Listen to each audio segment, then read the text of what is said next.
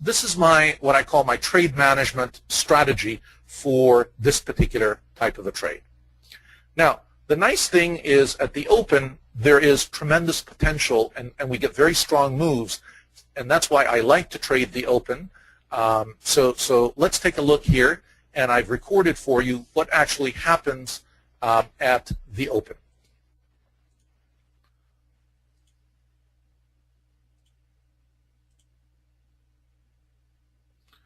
Okay.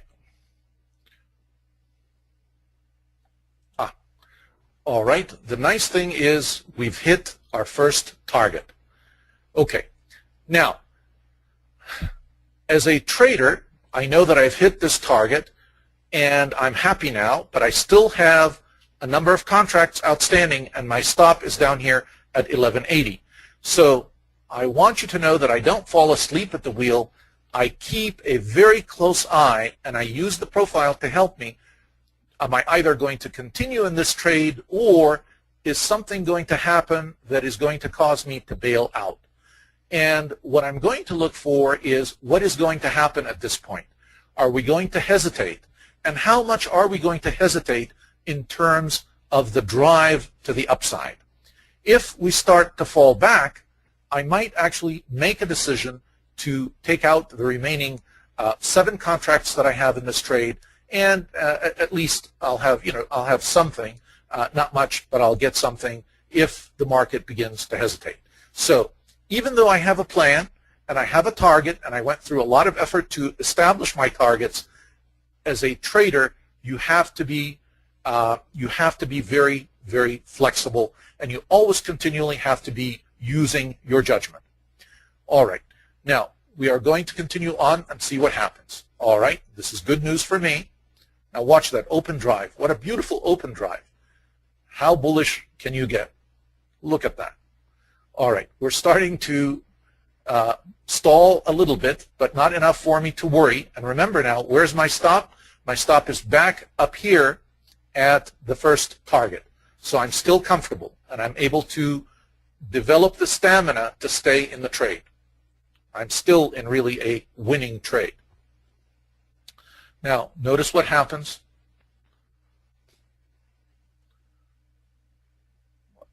Things are still moving in my favor and moving my way. And the profile is not giving me any, I'm getting a little bit of a warning sign now because we haven't been able to break up beyond the 1189 level.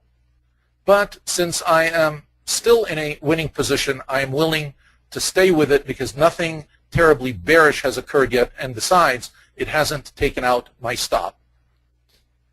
My stop has moved now up to my second target, so I'm still in the trade. Now, at 1190, I'm actually out of the trade. That's it. It will hit 1189. Okay. Now, if I look at it here, and it didn't quite make it to 1190 as my target, I might actually decide when I see that I have 3 TPOs and it couldn't go up above, I might go ahead and clip the trade and get out of it at this point and call it a day. And it's still been a great day or a great trade for me. So the one thing that I continually want to show you is how you are continually looking at the profile and you are analyzing what you see. You are never really on autopilot. Your analysis gives you your plan, but your judgment helps you to manage the trade, whether you're going to stay with it or get out of it. All right. Now, if I had let the trade be and I didn't interfere, I wanted it to stop me out rather than me getting out, it is actually eventually going to make it to the 1190 point, as you will see in a couple of minutes here.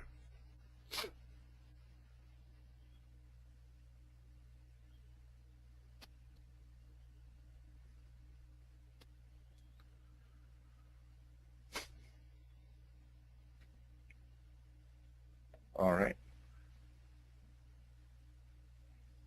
Okay, so it continues even beyond my 1190 target and keeps going. So 1190 was not that unreasonable of a target for us. So if in fact we look at this trade and take a look at the results together, we will find that this was a rather auspicious trade. Things went well for us. We've met our targets, and we get about 2,550 out of just 10 contracts. Now, I'm not advocating that you always have to trade with 10 contracts, or you always should trade what you can afford to trade. And that's why I'm going to give you another example with just 3 contracts. So you have 1 contract at the first target, a second contract for the second target, and a third contract for the third target. So you could, in fact, apply this same trade management strategy and this same approach with just 3 contracts. And you would have still, considering with just 3 contracts, you would have still made out quite well using the plan that we had laid out and using the analysis that we had followed. 762.5 is not a bad trade. Usually with a trade like that with 3 contracts or 10 contracts, I am usually done for the day. And that's why I like the open. I don't like to overtrade, and I am willing to stay in the trade a little bit longer, but I keep mindful of it and I continue to watch and monitor what's happening with it. Now, sometimes it is difficult to really start on the open on Sunday and continue with it because it may take you late into the night. So some other people prefer really to trade the morning open rather than the afternoon open. Those are all personal preferences. Nothing is really etched in concrete.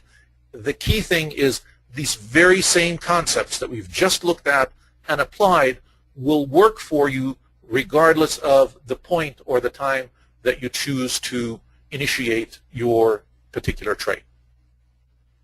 All right. I'm going to quickly sort of conclude